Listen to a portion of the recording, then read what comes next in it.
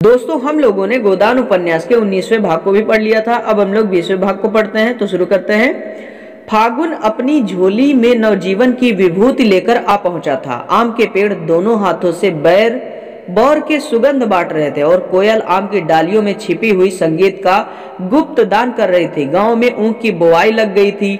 अभी धूप नहीं निकली पर होरी खेत में पहुंच गया। धनिया, सोना और रूपा तीनों तलैया से ऊख के भीगे हुए गट्ठे निकाल निकाल कर खेत में ला रही हैं और होरी गणासे से ऊख के टुकड़े कर रहा है। अब वह दाता दीन की मजदूरी करने लगा है। किसान नहीं, मजूर है। दाता दीन से अब उसका पुरोहित जजमान का नाता नहीं, मालिक मजदूर का नाता है। दाता दीन ने आकर डांटा, हाथ और फुर्ती से चलाओ होरी, इस तरह तो तुम दिन भर में न काट सकोगे। होरी ने आहत अभिमान के साथ कहा, चला ही तो रहा हूँ महाराज, बैठा तो नहीं हूँ। दाता दीन मजूरों से रगड़ कर काम लेते थे, इसीलिए उनके यहाँ कोई मजूर टिकता न था। होरी उनका स्वभाव जानता था, पर जाता कहाँ। पंडित उसके सामने खड़े होकर बोले, चलाने चलाने में भेद है। एक चलाना वह है कि घड़ी भर में काम तमाम, दूसरा चलाना वह है कि दिन भर में भी एक बोझ ऊख न कटे। होरी ने बिस का घूंट पीकर और जोर से हाथ चलाना शुरू किया। इधर महीनों से उसे पेट भर भोजन न मिलता था। प्राय 1 जून तो चबाने पर ही कटता था। दूसरे जून भी कभी आधा पेट भोजन मिला, कभी कड़ाका हो गया। कितना चाहता था कि हाथ और जल्दी उठे, मगर हाथ जवाब दे रहा था। उस पर दाता दीन सिर पर सवार थे। क्षण भर दम ले लेने पाता तो ताजा हो जाता, लेकिन दम कैसे ले, घुड़कियां पड़ने का भय था। धनिया और तीनों लड़कियां ऊख के गट्ठे लिए गीली साड़ियों से लथपथ कीचड़ में सनी हुई आई और गट्ठे पटक कर दम मारने लगी कि दाता दीन ने डांट बताई, यहाँ तमाशा क्या देखती है धनिया, जा अपना काम कर, पैसे सेंत में नहीं आते। पहर भर में तू एक खेप लाई है, इस हिसाब से तो दिन भर में भी ऊख न ढुल पाएगी। धनिया ने त्योरी बदल कर कहा, क्या जरा दम भी न लेने दोगे महाराज, हम भी तो आदमी हैं, तुम्हारी मंजूरी करने से बैल नहीं हो गए। जरा मूड पर एक गट्ठा लाद कर लाओ तो हाल मालूम हो।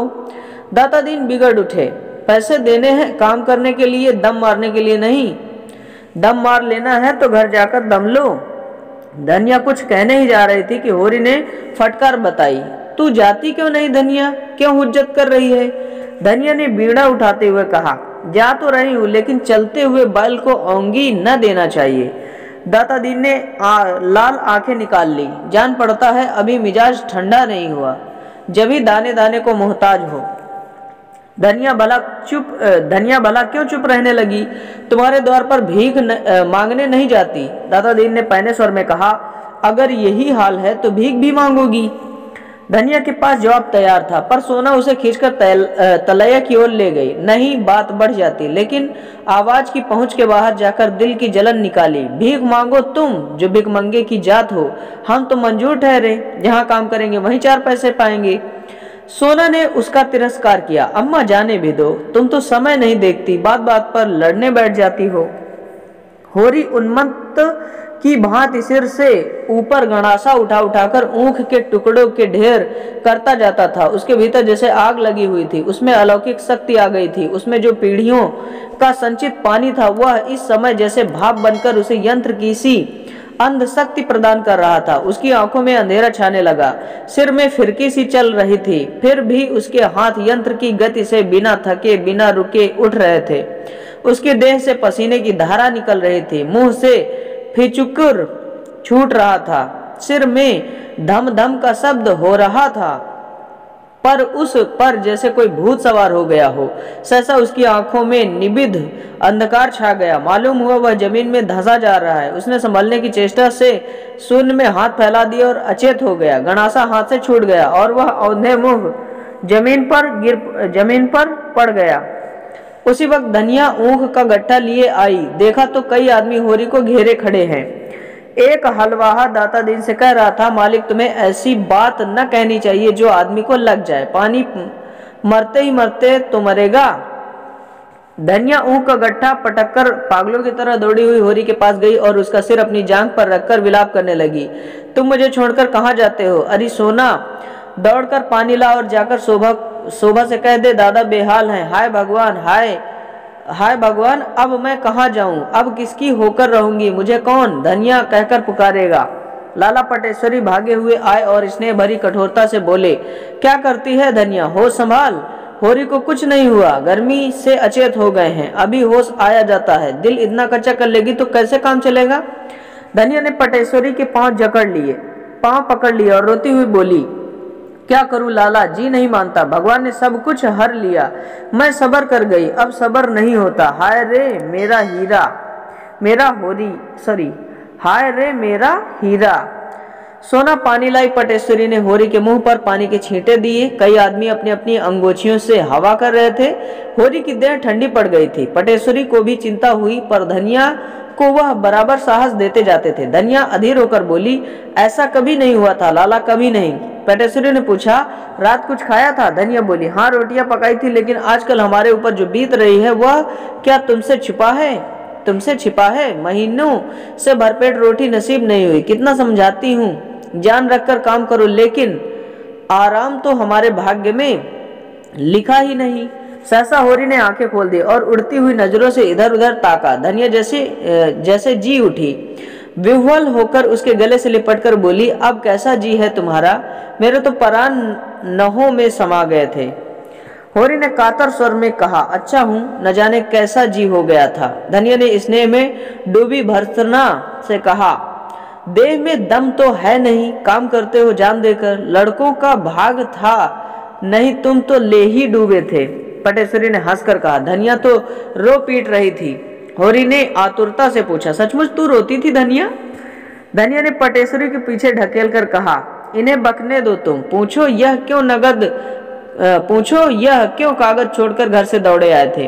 पटेश्वरी ने चिढ़ाया, तुम्हें हीरा हीरा कहकर रोती थी, अब लाज के मारे मुकरती है, छाती पीट रही थी। होरी ने धनिया को सजल नेत्रों से देखा। पगली है क्या? नहीं, पगली है और क्या। अब न जाने कौन सा सुख देखने के लिए मुझे जिलाए रखना चाहती है। दो आदमी होरी को टिका कर घर लाए और चारपाई पर लिटा दिया। दादा दीन तो कुढ़ रहे थे कि बुआई में देर हुई जाती है, पर माता दीन इतना निर्दयी न था। दौड़कर घर से गर्म दूध लाया और एक शीशी में गुलाब जल भी लेता आया और दूध पीकर होरी में जैसे जान आ गई। उसी वक्त गोबर एक मजदूर के सिर पर अपना सामान लादे आता दिखाई दिया। गांव के कुत्ते पहले तो भूंकते हुए उसकी तरफ दौड़े, फिर दुम हिलाने लगे। रूपा ने कहा, भैया आए, और तालियां बजती हुई दौड़ी। सोना भी 2-3 कदम आगे बढ़ी, पर अपने उछाल को भीतर ही दबा गई। 1 साल में उसका यौवन कुछ और संकोचशील हो गया था। दुनिया भी घूंघट निकाले द्वार पर खड़ी हो गई। गोबर ने माँ बाप के चरण छुए और रूपा को गोद में उठाकर प्यार किया। धनिया ने उसे आशीर्वाद दिया और उसका सिर अपनी छाती से लगाकर मानो अपने मातृत्व का पुरस्कार पा गई। उसका हृदय गर्व से उमड़ा पड़ता था। आज तो वह रानी है, इस फटे हाल में भी रानी है। कोई उसकी आंखें देखे, उसका मुख देखे, उसका हृदय देखे, उसकी चाल देखे, रानी भी लजा जाएगी। गोबर कितना बड़ा हो गया है और पहन ओढ़कर कैसा भलमानस लगता है। धनिया के मन में कभी अमंगल की शंका न हुई थी। उसका मन कहता था, गोबर कुशल से है और प्रसन्न है। आज उसे आंखों देखकर मानो उसके जीवन के धूल धक्कड़ में गुम हुआ रत्न मिल गया है। मगर होरी ने मुंह फेर लिया था। गोबर ने पूछा, दादा को क्या हुआ है अम्मा? धनिया घर का हाल कहकर उसे दुखी न करना चाहती थी। बोली, कुछ नहीं है बेटा, जरा सिर में दर्द है, चलो कपड़े उतारो, हाथ मुंह धो। कहाँ थे तुम इतने दिन? भला इस तरह कोई घर से भागता है? और कभी एक चिट्ठी तक न भेजी, आज साल भर के बाद जाके सुध ली है। तुम्हारी राह देखते देखते आंखें फूट गई। यही आशा बंधी रहती थी कि कब वह दिन आएगा और कब तुम्हें देखूंगी। कोई कहता था मिर्च भाग गया, कोई डमरा टापू बताता था। सुन सुनकर जान सूख जाती थी। कहाँ रहे इतने दिन? गोबर ने शर्माते हुए कहा, कहीं दूर नहीं गया था अम्मा, यह लखनऊ में तो था। और इतने नियरे रहकर भी कभी एक चिट्ठी न लिखी।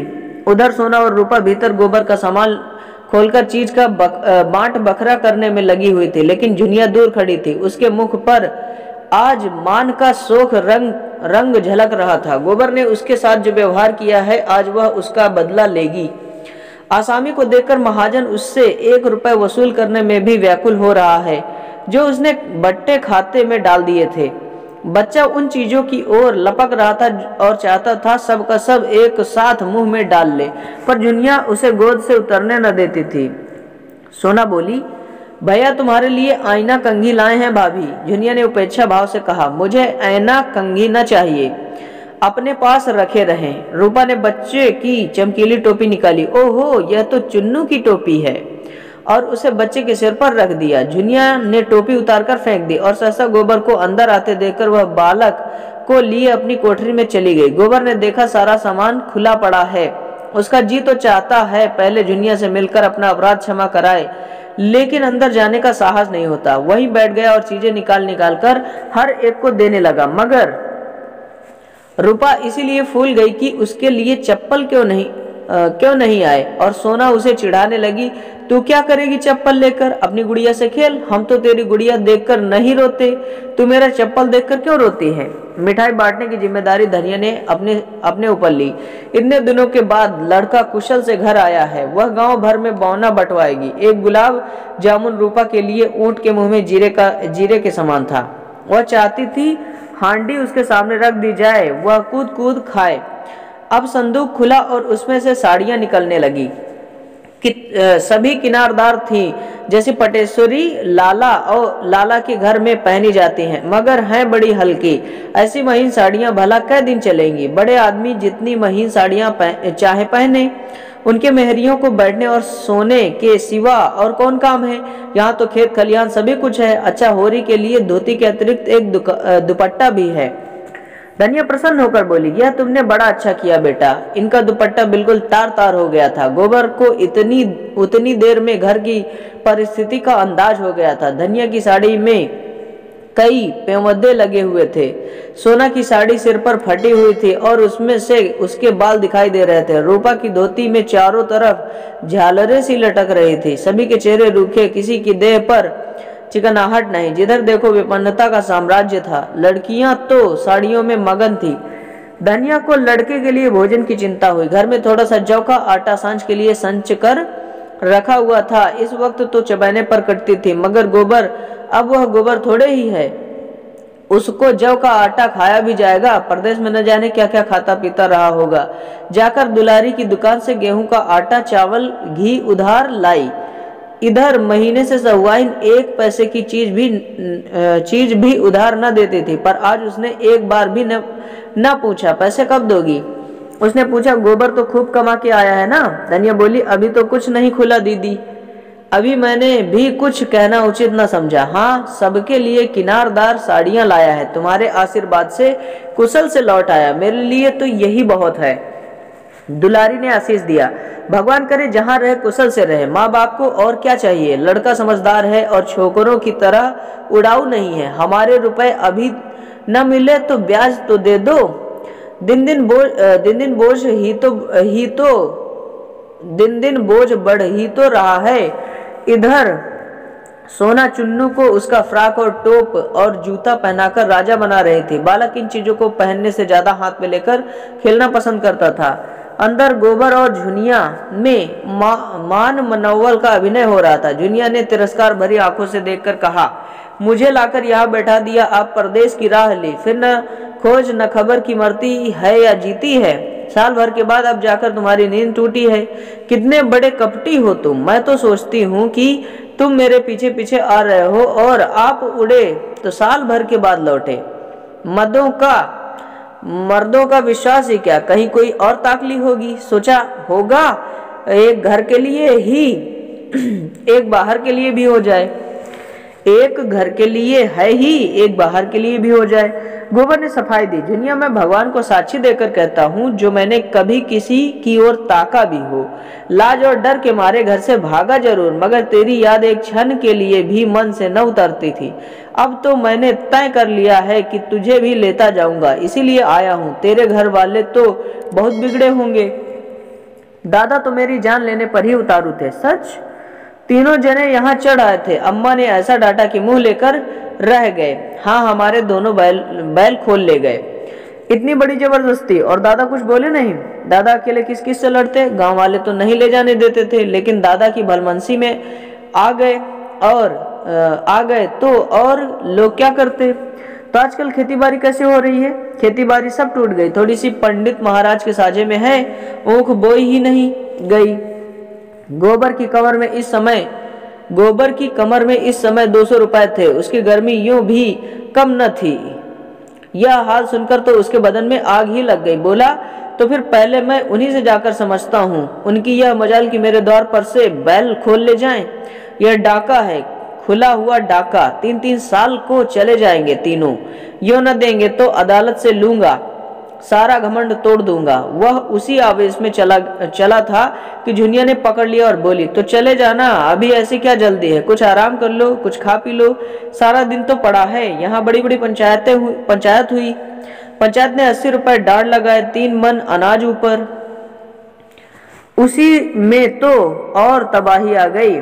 सोना बालक को कपड़े जूते पहनाकर लाई। कपड़े पहनकर वह जैसे सचमुच राजा हो गया था। गोबर ने उसे गोद में ले लिया, पर इस समय बालक के प्यार में उससे आनंद न आया। उसका रक्त खौल रहा था और कमर के रुपए आंच और तेज कर रहे थे। वह एक एक से समझेगा, पंचों को उस पर डांड लगाने का अधिकार क्या है? कौन होता है कोई उसके बीच में बोलने वाला? उसने एक औरत रख ली तो पंचों के बाप का क्या बिगाड़ा? अगर इसी बात पर वह फौजदारी में दावा कर दे तो लोगों के हाथों में हथकड़ियां पड़ जाएं। सारी गृहस्थी तहस नहस हो गई। क्या समझ लिया है उसे इन लोगों ने? बच्चा उसकी गोद में जरा सा मुस्कुराया, फिर जोर से चीख उठा जैसे कोई डरावनी चीज देख ली हो। जुनिया ने बच्चे को उसकी गोद से ले लिया और बोली, अब जाकर नहा धो लो। किस सोच में पड़ गई? यहाँ सबसे लड़ने लगो तो एक दिन निबाह न हो। जिसके पास पैसे हैं वही बड़ा आदमी है, वही भला आदमी है। पैसे न हो तो उस पर सभी रोब जमाते हैं। मेरा गधापन था कि घर से भागा, नहीं देखता कैसे कोई एक ढेला डांड लेता है। शहर की हवा खाए हो तभी ये बातें सूझने लगी हैं, नहीं घर से भागते क्यों? यही जी चाहता है कि लाठी उठाऊं और पटेश्वरी, माता दिन, झिंगुरी सब सालों को पीट कर गिरा दूं और उनके पेट से रुपए निकाल लूं। रुपए की बहुत गर्मी चढ़ी है शायद। लाओ निकालो, देखूं इतने दिन में क्या कमाल लाए हो। उसने गोबर की कमर में हाथ लगाया। गोबर खड़ा होकर बोला, अभी क्या कमाया है? हाँ, अब तुम चलोगी तो कमाऊंगा। साल भर तो शहर का रंग ढंग पहचानने में ही लग गया। अम्मा जाने देंगी तब तो? अम्मा क्यों न जाने देंगी? उनसे मतलब? वाह, मैं उनकी राजी बिना न जाऊंगी। तुम तो छोड़कर चलते बने। और मेरा कौन था यहाँ? अगर वह घर में न घुसने देती तो मैं कहाँ जाती? जब तक जीऊंगी उनका जस गाऊंगी और तुम भी क्या परदेश ही करते रहोगे? और यहाँ बैठकर क्या करूँगा? कमाओ और मरो। इसके सिवा यहाँ और क्या रखा है? थोड़ी सी अकल हो और आदमी काम करने से न डरे तो वहाँ भूखों नहीं मर सकता। यहाँ तो अकल कुछ काम ही नहीं करती। दादा क्यों मुझसे मुंह फुलाए हुए हैं? अपने भाग बखानों की मुंह फुलाकर छोड़ देते हैं। तुमने उपद्रव तो इतना बड़ा किया था कि उस क्रोध में पा जाते तो मुंह लाल कर देते। तो तुम्हें भी खूब गालियां देते होंगे। कभी नहीं, भूल कर भी नहीं। अम्मा तो पहले बिगड़ी थी लेकिन दादा ने तो कभी कुछ नहीं कहा। जब बुलाते हैं बड़े प्यार से। मेरा सिर भी दुखता है तो बेचैन हो जाते हैं। अपने बाप को देखते तो मैं इन्हें देवता समझती हूँ। अम्मा को समझाया करते हैं बहू को कुछ न कहना। तुम्हारे ऊपर सैकड़ों बार बिगड़ चुके हैं कि इसे घर में बैठाकर आप न जाने कहाँ निकल गया। आजकल पैसे की तंगी है। ऊँट के ऊपर बाहर उड़ गए। अब तो मंजूरी करनी पड़ती है। आज बेचारे खेत में बेहोश हो गए, रोना पीटना मच गया, तब से पड़े हैं। हाथ मुंह धोकर और खूब बाल बनाकर गोबर गांव का दिग्विजय करने निकला। दोनों चाचाओं के घर जाकर राम राम कराया और फिर मित्रों से मिला। गांव में कोई विशेष परिवर्तन न था। हाँ, पटेश्वरी की नई बैठक बन गई थी और झिंगुरी सिंह ने दरवाजे पर नया कुआं खुदवा लिया था। गोबर के मन में विद्रोह और भी ताल ठोंकने लगा। जिसे मिला उसने सबका आदर किया और युवकों ने तो उसे अपना हीरो बना लिया और उसके साथ लखनऊ जाने को तैयार हो गए। साल ही भर में वह क्या से क्या हो गया था। सहसा झिंगुरी सिंह अपने कुएं पर नहाते हुए मिल गए। गोबर निकला मगर न सलाम किया न बोला। वह ठाकुर को दिखा देना चाहता था, मैं तुम्हें कुछ नहीं समझता। झिंगुरी सिंह ने खुद ही पूछा, कब आए गोबर? मजे में तो रहे। कहीं नौकर थे लखनऊ में? गोबर ने हिकड़ी के साथ कहा, लखनऊ गुलामी करने नहीं गया था। नौकरी है तो गुलामी। नौकरी है तो गुलामी। मैं व्यापार करता था। ठाकुर ने कुतूहल भरी आंखों से उसे सिर से पांव तक देखा। कितना रोज पैदा करते थे? गोबर ने छुरी को भाला बनाकर उनके ऊपर चलाया। यही कोई 2.5-3 रुपए मिल जाते थे। कभी चटक गई तो 4 भी मिल गए, इससे बेसी नहीं। झुंगरी बहुत नोच घसोट करके भी 25-30 से ज्यादा न कमा पाते थे और यह गंवार लौंडा 100 रुपए कमाने लगा। उनका मस्तक नीचा हो गया। अब किस दावे से उस पर रोब जमा सकते हैं? वर्ण में वह जरूर ऊंचे हैं, लेकिन वर्ण कौन देखता है? उससे स्पर्धा करने का यह अवसर नहीं। अब तो उसकी चिरौरी करके उससे कुछ काम निकाला जा सकता है। बोले, इतनी कमाई कम नहीं है बेटा, जो खर्च करते बने। गांव में तो 3 आने भी नहीं मिलते। भवनिया उनके जेठे पुत्र का नाम था। तो भी कहीं कोई काम दिला दो तो भेज दूं। न पढ़े न लिखे, एक उपद्रव करता रहता है। कहीं मुनीमी खाली हो तो कहना, नहीं साथ ही लेते जाना। तुम्हारा तो मित्र है, तलब थोड़ी हो। कुछ गम नहीं, हाँ 4 पैसे की ऊपर की गुंजाइश हो।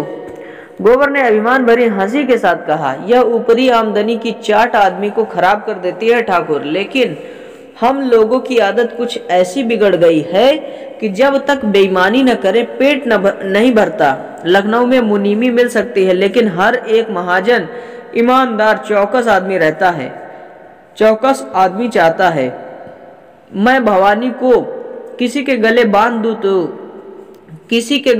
तो दूं, लेकिन पीछे इन्होंने कहीं हाथ लपकाया तो वह मेरी गर्दन पकड़ेगा। संसार में इल्म की कदर नहीं है, ईमान की कदर है। यह तमाचा लगाकर गोबर आगे निकल गया। झुंगरी मन में ऐंठ कर रह गए। लौंडा कितने घमंड की बातें करता है, मानो धर्म का अवतार ही तो है। इसी तरह गोबर ने दाता दीन को भी रगड़ा। भोजन करने जा रहे थे। गोबर को देखकर प्रसन्न होकर बोले, मजे में तो रहे गोबर, सुना वहां कोई अच्छी जगह पा गए हो। माता दीन को भी किसी हीले से लगा दो ना, भंग पीकर पड़े रहने के सिवा यहाँ और कौन काम है। गोबर ने बनाया, तुम्हारे घर में किस बात की कमी है महाराज? जिस जजमान के द्वार पर जाकर खड़े हो जाओ, कुछ न कुछ मार ही लाओगे। जन्म में लो, मरण में लो, शादी में लो, गमी में लो, खेती करते हो, लेन देन करते हो, दलाली करते हो। किसी से कुछ भूल चूक हो जाए तो डांड लगाकर उसका घर लूट लेते हो। इतनी कमाई से पेट नहीं भरता। क्या करोगे बहुत सारा धन बटोर कर, कि साथ ले जाने की कोई जुगत निकाल ली है? दाता दीन ने देखा गोबर कितनी ढिठाई से बोल रहा है, अदब और लिहाज जैसे भूल गया। अभी शायद नहीं जानता कि बाप मेरी गुलामी कर रहा है। सच है, छोटी नदी को उमड़ते देर नहीं लगती। मगर चेहरे पर मैल नहीं आने दिया। जैसे बड़े लोग बालकों से मूछें उखड़वा कर भी हंसते हैं, उन्होंने भी इस फटकार को हंसी में लिया और विनोद भाव से बोले, लखनऊ की हवा खा के तू बड़ा चंट हो गया है गोबर। ला, क्या कमा के लाया है, कुछ निकाल। सच कहता हूँ गोबर, तुम्हारी बहुत याद आती थी। अब तो रहोगे कुछ दिन? हाँ, अभी तो रहूंगा कुछ दिन। उन पंचों पर दावा करना है जिन्होंने डांड के बहाने मेरे 150 रुपए हजम किए हैं। देखूं कौन मेरा हुक्का पानी बंद करता है और कैसे बिरादरी मुझे जात बाहर करती है। यह धमकी देकर वह आगे बढ़ा। उसकी हेकड़ी ने उसके युवक भक्तों को रोब में डाल दिया था। एक ने कहा, कर दो नालिश गोबर भैया, बुढ़ा काला सांप है जिसके कांटे का मंतर नहीं। तुमने अच्छी डांट बताई, पटवारी के कान भी जरा गरमा दो, बड़ा मुतफन्नी है दादा। बाप बेटे में आग लगा दे, भाई भाई में आग लगा दे, कारिंदे से मिलकर असामियों का गला काटता है। अपने खेत पीछे जोतो, पहले उसके खेत जोत दो। अपनी सिंचाई पीछे करो, पहले उसकी सिंचाई कर दो। गोबर ने मूछों पर ताव देकर कहा, मुझसे क्या कहते हो भाई, साल भर में भूल थोड़े ही गया, यहाँ मुझे रहना ही नहीं है। नहीं एक एक को नचा कर छोड़ता। अब की होली धूमधाम से मनाओ और होली का स्वांग बनाकर इन सबों को खूब भिगो कर लगाओ। होली का प्रोग्राम बनने लगा। खूब भंग घुटे, दूधिया भी, नमकीन भी और रंगों के साथ कालिक भी बने और मुखियों के मुंह पर कालिक ही पोती जाए। होली में कोई बोल ही क्या सकता है। फिर स्वांग निकले और पंचों की भद्द उड़ाई जाए। रुपए पैसे की कोई चिंता नहीं है। नहीं, गोबर भाई कमाकर आए हैं। भोजन करके गोबर भोला से मिलने चला। जब तक अपनी जोड़ी लाकर अपने द्वार पर बांध न दे उसे चैन नहीं। वह लड़ने मरने को तैयार था। होरी ने कातर स्वर में कहा, राड़ मत बढ़ाओ बेटा, भोला गोई ले गए, भगवान उनका भला करे, लेकिन उनके रुपए तो आते ही थे। गोबर ने उत्तेजित होकर कहा, दादा तुम बीच में न बोलो, उनकी गाय 50 की थी, हमारी गोई 150 में आई थी। 3 साल हमने जोती, फिर भी 100 की थी ही। वह अपने रुपए के लिए दावा करते, डिग्री कराते या जो चाहते कहते, हमारे द्वार से जोड़ी क्यों खोल ले गए? और तुम्हें क्या कहूँ, इधर गोई खो बैठे, उधर 150 रुपए डांड के भरे। यह है गऊ होने का फल। मेरे सामने जोड़ी खोल ले जाते तो देखता, तीनों को यहाँ जमीन पर सुला देता और पंचों से तो बात तक न करता। देखता कौन मुझे बिरादरी से अलग करता है, लेकिन तुम बैठे ताकते रहे। होरी ने अपराधी की भांति सिर झुका लिया, लेकिन धनिया यह अनीति कैसे देख सकती थी। बोली, बेटा तुम भी अंधेर करते हो, हुक्का पानी बंद हो जाता तो गांव में निर्वाह होता। जवान लड़की बैठी है, उसका भी कहीं ठिकाना लगाना है कि नहीं? मरने जीने में आदमी बिरादरी। गोबर ने बात काटी, हुक्का पानी सब तो था, बिरादरी में आदर भी था, फिर मेरा ब्याह क्यों नहीं हुआ? बोलो। इसीलिए कि घर में रोटी न थी। रुपया हो तो न हुक्का पानी का काम है न जात बिरादरी का। दुनिया पैसे की है, हुक्का पानी कोई नहीं पूछता। धनिया तो बच्चे का रोना सुनकर भीतर चली गई और गोबर भी घर से निकला। होरी बैठा सोच रहा था, लड़की की अकल जैसे खुल गई है, कैसी बेलाग बात कहता है। उसकी वक्त बुद्धि ने होरी के धर्म और नीति को परास्त कर दिया था। सहसा होरी ने उससे पूछा, मैं भी चला चलूं?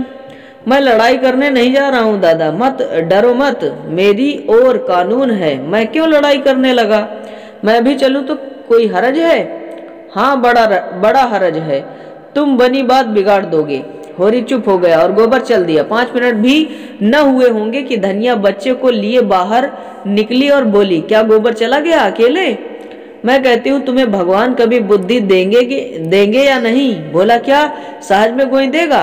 तीनों उस पर टूट पड़ेंगे बाज की तरह। भगवान ही कुशल करे, अब किससे कहूँ दौड़कर गोबर को पकड़ ले, तुमसे तो मैं हार गई।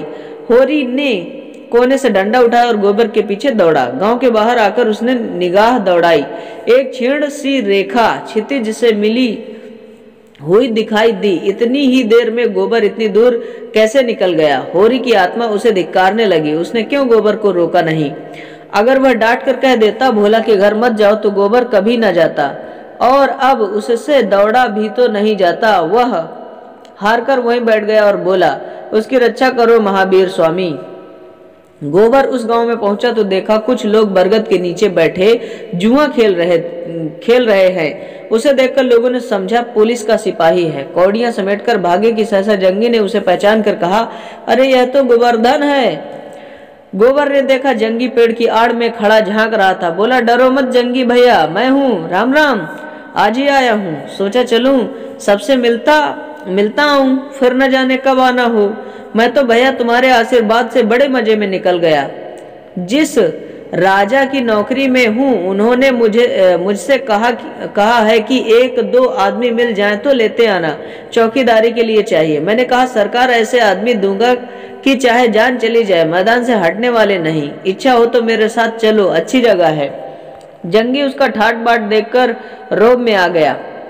उसे कभी चमरौधे जूते भी मयसर न हुए थे और गोबर चमाचम बूट पहने हुए था। साफ सुथरी धारीदार कमीज, सवारे हुए बाल, पूरा बाबू साहब बना हुआ। फटे हाल गोबर और इस परिष्कृत गोबर में बड़ा अंतर था। हिंसा भाव कुछ तो यूं ही समय के प्रभाव से शांत हो गया था और बचा खुचा अब शांत हो गया। जुआड़ी था ही उस पर गांजे की लत और घर में बड़ी मुश्किल से पैसे मिलते थे। मुंह में पानी भर आया। बोला, चलूंगा क्यों नहीं, यहाँ पड़ा पड़ा मक्खी ही तो मार रहा हूँ, कै रुपए मिलेंगे? गोबर ने बड़े आत्मविश्वास से कहा, इसकी कुछ चिंता न करो, सब कुछ अपने ही हाथ में है, जो चाहोगे वह हो जाएगा। हमने सोचा जब घर में ही आदमी है तो बाहर क्यों जाए? जंगी ने उत्सुकता से पूछा, काम क्या करना पड़ेगा? काम चाहे चौकीदारी करो, चाहे तकाजे पर जाओ, तगादे पर काम सबसे अच्छा। आसामी से गठ गए, आकर मालिक से कह दिया, घर पर है नहीं, चाहो तो रुपए 8 आने रोज कमा सकते हो, रहने की जगह भी मिलती है। जगह की कौन कमी, पूरा महल पड़ा है, पानी का नल, बिजली, किसी बात की कमी नहीं है। कमाता है कि कहीं गए हैं? कामता है कि कहीं गए हैं? कामता है कि कहीं गए हैं? दूध लेकर गए हैं, मुझे कोई बाजार नहीं जाने देता। कहते हैं तुम तो गांजा पी जाते हो। मैं अब बहुत कम पीता हूँ भैया, लेकिन 2 पैसे रोज तो चाहिए ही। तुम कामता से कुछ न कहना, मैं तुम्हारे साथ चलूंगा। हाँ, बेखटके चलो, होली के बाद तो पक्की रही। दोनों आदमी बातें करते भोला के द्वार पर आ पहुंचे। भोला बैठे सुतली कात रहे थे। गोबर ने लपक कर उनके चरण छुए और इस वक्त उसका गला सचमुच भर आया। बोला, काका मुझसे जो कुछ भूल चूक हुई उसे क्षमा करो। भोला ने सुतली काटना बंद कर दिया और पथरीले स्वर में बोला, काम तो तुमने ऐसा ही किया था गोबर कि तुम्हारा सिर काट लूं तो भी पाप न लगे, लेकिन अपने द्वार पर आए हो, अब क्या कहूँ। जाओ, जैसा मेरे साथ किया उसकी सजा भगवान देंगे। अब कब आए? गोबर ने खूब नमक मिर्च लगाकर अपने भाग्योदय का वृत्तांत कहा और जंगी को अपने साथ ले जाने की अनुमति मांगी। भोला को जैसे बेमांगे वरदान मिल गया। जंगी घर पर एक न एक उपद्रव करता रहता था। बाहर चला जाएगा तो 4 पैसे पैदा तो करेगा, न किसी को कुछ देगा, अपना बोझ तो उठा लेगा। गोबर ने कहा, नहीं काका, भगवान ने चाहा और इनसे रहते बना तो साल 2 साल में आदमी हो जाएंगे। हाँ, जब इनसे रहते बने सिर पर आ पड़ती है तो आदमी आप संभल जाता है। तो कब तक जाने का विचार है? होली करके चला जाऊंगा। यहाँ खेती बाड़ी का सिलसिला फिर जमा दूं तो निश्चित हो जाऊं। होरी से कहो अब बैठ के राम राम करें। कहता तो हूँ, लेकिन जब उनसे बैठा जाए वहाँ किसी वैद्य से तो तुम्हारी जान पहचान होगी। खांसी बहुत दिक कर रही है, हो सके तो कोई दवाई भेज देना। एक नामी वैद्य तो मेरे पड़ोस में ही रहते हैं, उनसे हाल कह के दवा बनवा कर भेज दूंगा। खांसी रात को जोर करती है कि दिन को? नहीं बेटा, रात को। आंख नहीं लगती। नहीं, वहाँ कोई डॉल हो तो मैं भी वहीं चल कर रहूं। यहाँ तो कुछ पड़ता नहीं पड़ता। रोजगार का जो मजा वहाँ है काका, यहाँ क्या होगा? यहाँ रुपए का 10 सेर दूध भी कोई नहीं पूछता, हलवाइयों के गले लगाना पड़ता है। वहाँ 5-6 सेर के भाव से चाहो तो 1 घड़ी में मनो दूध बेच लो। जंगी गोबर के लिए दूधिया शरबत बनाने चला गया था। भोला ने एकांत देखकर कहा, और भैया, अब इस जंजाल से जी उब गया है। जंगी का हाल देखते ही हो, कामता दूध लेकर जाता है, सानी पानी खोलना बांधना सब मुझे करना पड़ता है। अब तो यही जी चाहता है कि सुख से कहीं 1 रोटी खाऊं और पड़ा रहूं।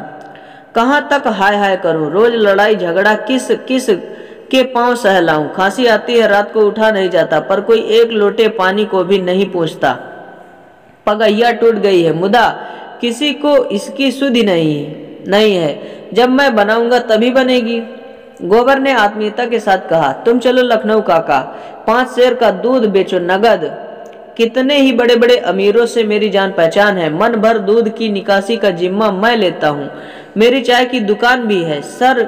10 सेर दूध तो मैं ही नित लेता हूँ। तुम्हें किसी तरह का कष्ट न होगा। जंगी दूधिया शरबत ले आया। गोबर ने 1 गिलास शरबत पीकर कहा, तुम तो खाली सांझ सवेरे चाय की दुकान पर बैठ जाओ काका, तो 1 रुपए कहीं नहीं गया है। भोला ने 1 मिनट के बाद संकोच भरे भाव से कहा, क्रोध में बेटा आदमी अंधा हो जाता है। मैं तुम्हारी गोई खोल लाया था, उसे लेते जाना। यहाँ कौन खेती बाड़ी होती है? मैंने तो 1 नई गोई ठीक कर ली है काका। नहीं, नई गोई लेकर क्या करोगे? इसे लेते जाओ तो मैं तुम्हारे रुपए भिजवा दूंगा। रुपए कहीं बाहर थोड़े ही हैं बेटा, घर में ही तो हैं। बिरादरी का ढकोसला है नहीं। तुम में और हम में कौन भेद है? सच पूछो तो मुझे खुश होना चाहिए था कि जुनिया भले घर में है, आराम से है, और मैं उसके खून का प्यासा बन गया था। संध्या समय गोबर यहाँ से चला तो गोई उसके साथ थी और दही की 2 हांडियां लिए जंगी पीछे पीछे आ रहा था। तो दोस्तों, हम लोगों ने गोदान उपन्यास के 20वें पार्ट को भी पढ़ लिया है। अब हम लोग 21वें पार्ट को अगले वीडियो में पढ़ेंगे। तब तक के लिए bye bye and take care. Thanks for watching friends.